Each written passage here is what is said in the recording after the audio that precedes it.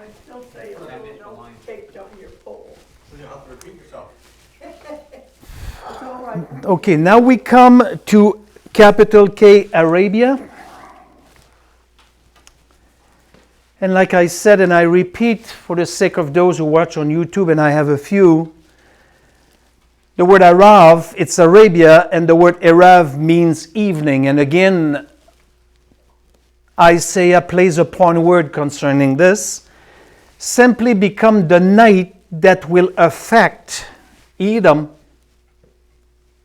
will also creep in Arabia, but not in a Duma sense, meaning stillness of death. It will be more in an evening sense, because there will be a cluster of people that will be saved there, a remnant. So this is not the third place of burning brimstone and pitch in the 1,000-year kingdom. So that's why the night will affect them, but not in stillness of death, more into an evening sense of the word. And Isaiah play upon words. You have 3 Hebrew letters for the word Arav and Erav here. And when you play with the vowels pattern, that's why he plays upon word for Arav and Erav, which are very close. So they will taste an evening instead of stillness of death. In the time of the Old Testament, Arabia was not a unified kingdom like it is today under the Saudis. When I say Saudis, it's a title. It's basically Saudi Arabia. Now they are unified, but in the time of Isaiah, it was tribal issue, and here Isaiah will pick on 2 tribes. First, he will pick on the Dedanites. If you want to know the origin of the Dedanites, it's Genesis chapter 10, verse 7, and Genesis chapter 35, verse 3. And often the two are mixed together, a little bit of Edom and these Arabian country, not country, but tribal. In the book of Isaiah, like right now, Isaiah chapter 21, like you see on the screen, Jeremiah 49, verse 8, and Ezekiel chapter 25, verse 23. The economy of the Dedanites were related to traveling caravans on the main roads.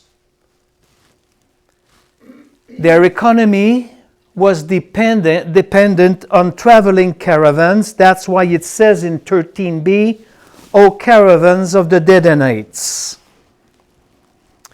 And they were located on the main roads. And suddenly the Dedanites, it says in the tickets of Arabia, you must spend the night. They are no longer seen on the main roads here, but they need to hide away from the highway, away from the main roads.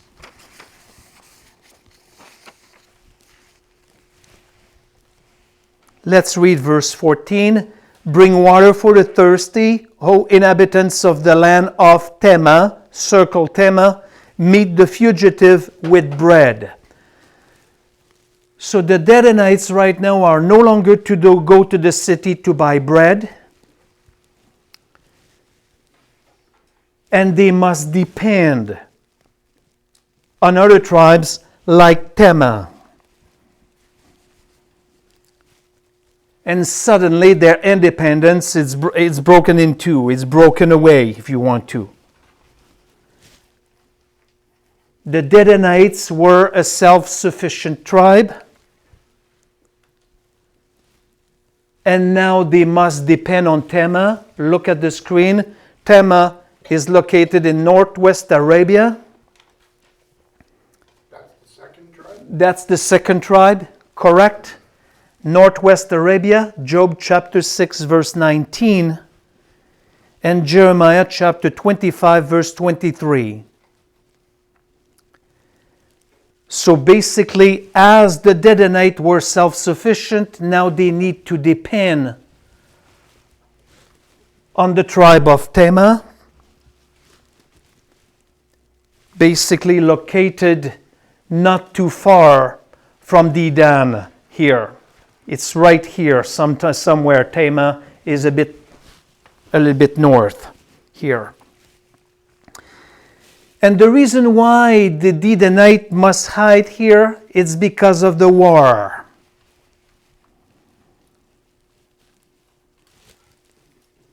They were at war, they lost, and now the remnant must hide. They will not be wiped out.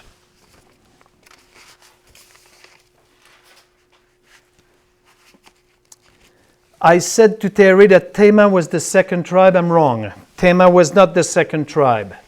Here, the second tribe that he picks on. It's a city, Tema, and a tribe at the same time. But the second tribe that he picks on is Kedar. Sorry, Terry, correct that. You have the Dedonites and Kedar. Come with me in verses 16 to 17. Number 3, the judgment of Kedar. Because you have the judgment, look, Terry, at your outlines.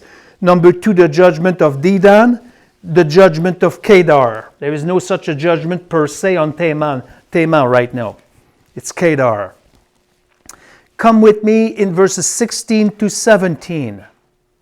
For thus says the Lord said to me, in a year, circle in a year, as a hired man would count it, all the splendor of Kedar will terminate. And the remainder of the number of bowmen, the mighty men of the sons of Kedar, will be few, for the Lord God of Israel has spoken. This is the other tribe on which he picks, and you have the Kedar there, more in the north. Their origin is Genesis chapter 25, verse 13. They come from there. Their glory will fall in a year after the prophecy. What was their glory? Their glory was related to, again, the control of the caravans. They had the major control of the business routes. And if you want to back this up more solid, you go to the scriptures right here. Not right there. I will name to you. I don't have a slide. Isaiah 42:11. Isaiah 42:11. Isaiah chapter 60, verse 7. And Ezekiel 27:21. It hasn't changed. Isaiah 42:11. Isaiah chapter 60, verse 7. And Ezekiel 27:21. Just on a different tangent right now. It has not changed. Stock market, main route, the Suez Canal with the ship that blocked the canal that affected the stock market for the next month and maybe more and so on. These are merchant ships type of thing that change the surface, not change the surface of the planet, but affects the economy. Back in the time of Isaiah, there were controls of these routes, the King's Highway, and all the routes attached to Israel and so on. They were attacked, they lost the war, and then the people were affected by all these things. It hasn't been that long. It's only 2,700 years ago. It's not that old at all. And it has not changed that much. The worship of God, falling into idolatry, not trusting God. What do we do today? We trust everything but God. It has not changed. It's always the same. History repeats itself all the time. And God will judge. God will judge us also in a positive way for the Christians. And those left behind will be there for a ride. They will have to accept Christ at the expense of their own life. That's what... The Old Testament, it's the Old Testament, we call it the Old Covenant, but it's not that old. That's why I would like to an extent you to erase of your mind, to an extent only, to be kind to you and so on. We have too many Christians in the Christian realm that believes in thousands of years, and they still believe in what's evolutionism and so on. You cannot do it. A person cannot be a real Christian and believe in Darwinism. It's contrary, it's satanic. It's not the God that we serve. And he judges this nation and so on by prophetic word, and it's worth studying, and it should produce in us a reverence and fear and goosebumps. I'm studying that old books right now, and it's as if it was written last week.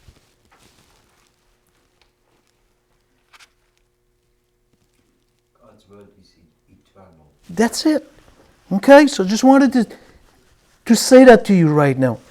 Kedar, this country was very wealthy. There was a number of tribes there following the basic Arabian customs. And these guys always live in tents, looking like this. Exactly looking like this. Psalm 120 verse 5. And these tents were quite elaborate. They were mainly ugly from the outside. But you can be stunned once you get inside. They look like this. They make them ugly on the outside, but inside with all kinds of lantern. This is a little bit modern, not back. But can you imagine these?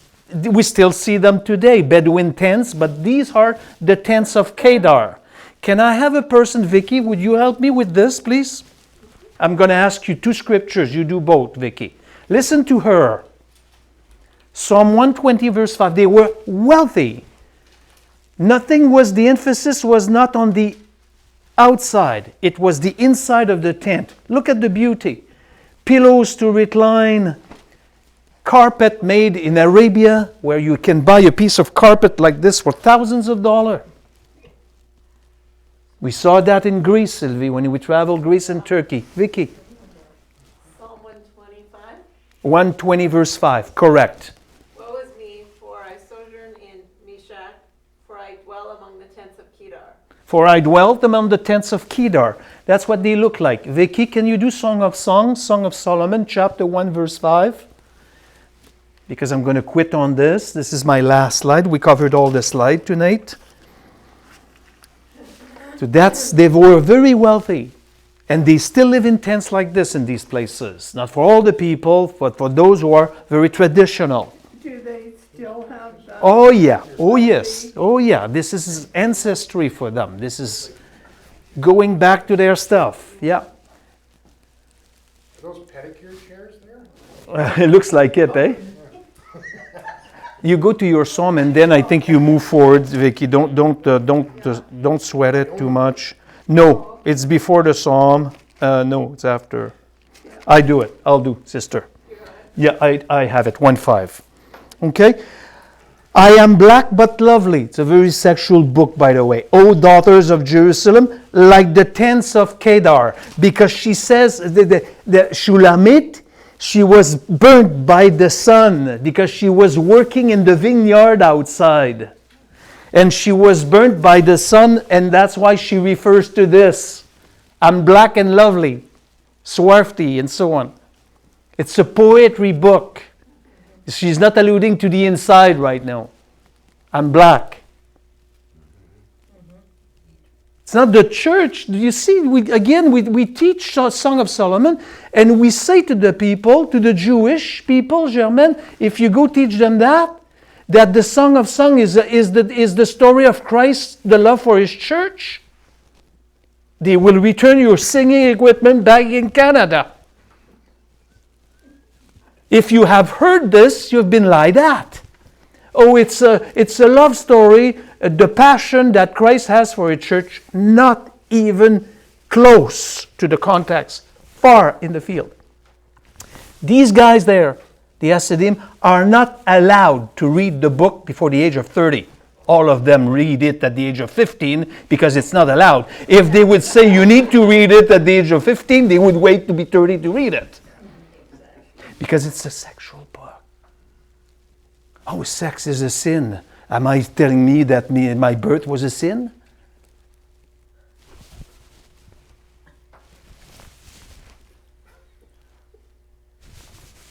How do we reproduce? What did God said to Adam? Replenish and populate the earth. Commandment. Commandment. How do you populate the earth? Do I need to come up with a slide? Google it.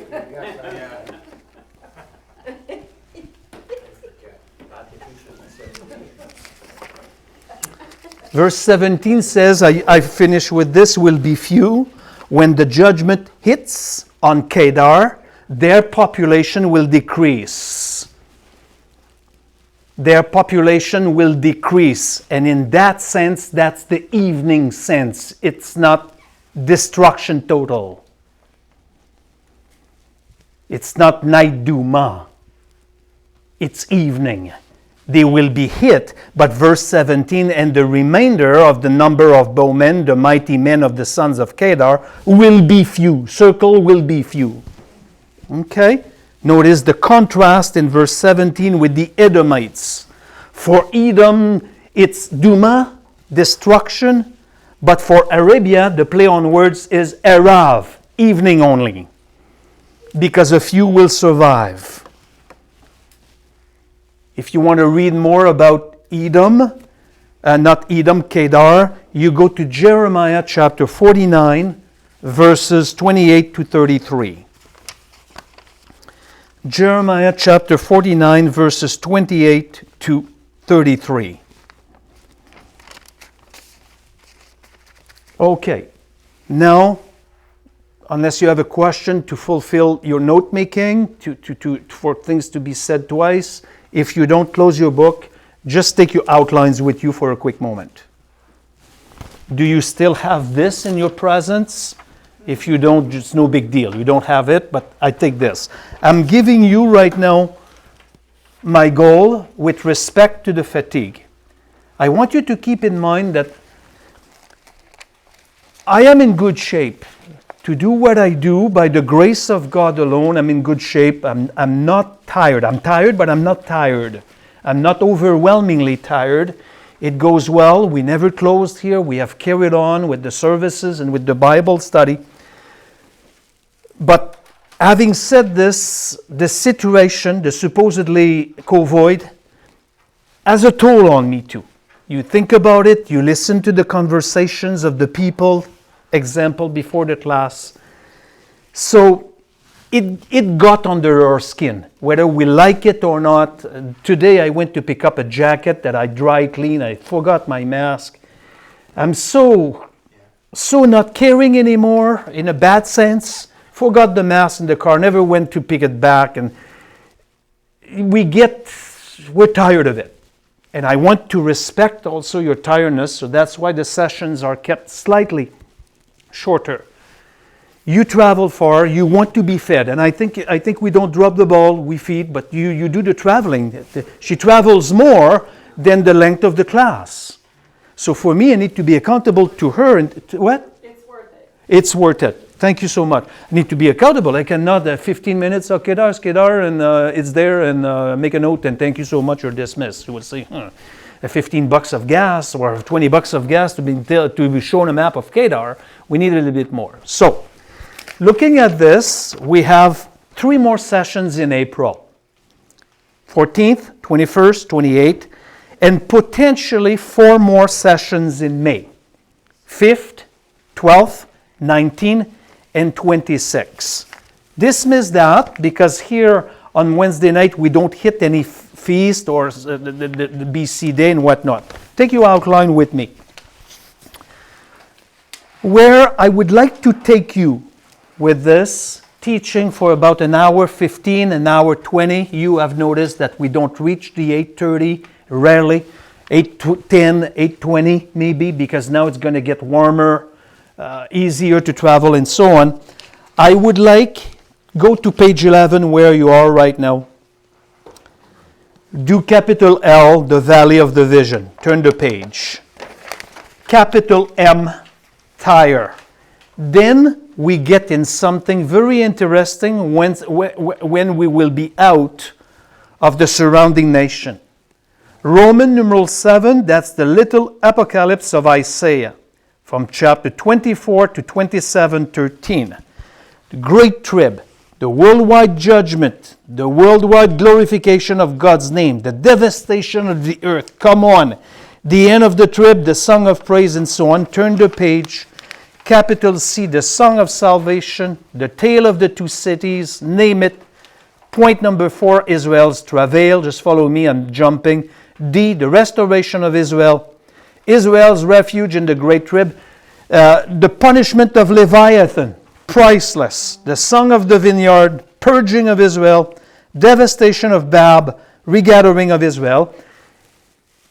This we will reach for sure. And then, if we do well, for myself being sensitive to you, we would also, I calculate the number of pages and the content of it, the book of woes and the crisis of 14 years of Zechariah, we would be able to do no. That's it. I would stop right there. Not embarking 8. Not embarking 8. The book of woes and the crisis of the 14th year of Hezekiah. So, as soon as we're done, Arabic number 6, the regathering of Israel, and I think that going at the pace that we are going right now, it's going to take the full fledged of what's left. And if we do good or bad, maybe we won't need the 26. But now I'm already examining where I would like to leave you with this. And you can be sure that I will not attack Roman numeral 8 on page 13. This is for September. So look at this. 27 chapters behind our belt at the spring. Perfect. It's a chunk, beloved. And then we come back and we carry on until the 66. I don't know how long it's going to take. I'm not even prepared for this. I'm prepared until the X on my note. So that's the goal that I have with you. An encouragement again to persevere. Those who do Revelation with us on Saturday morning, you'll be blown away. How come I say I knew these things? And it's going to confirm once again what I tell you very often, that the book of Revelation has to be understood.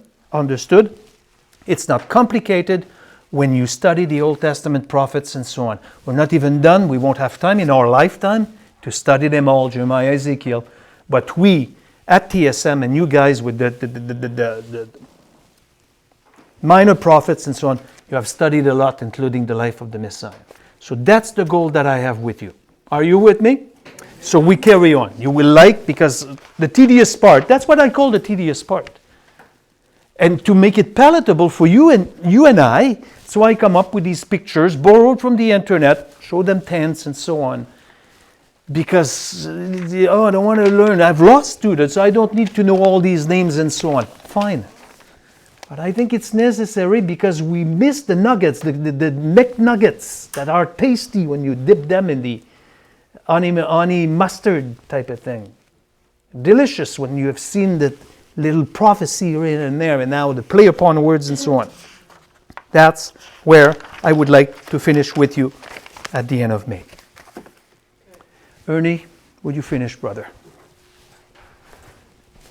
Thank you, Lord. Thank you for being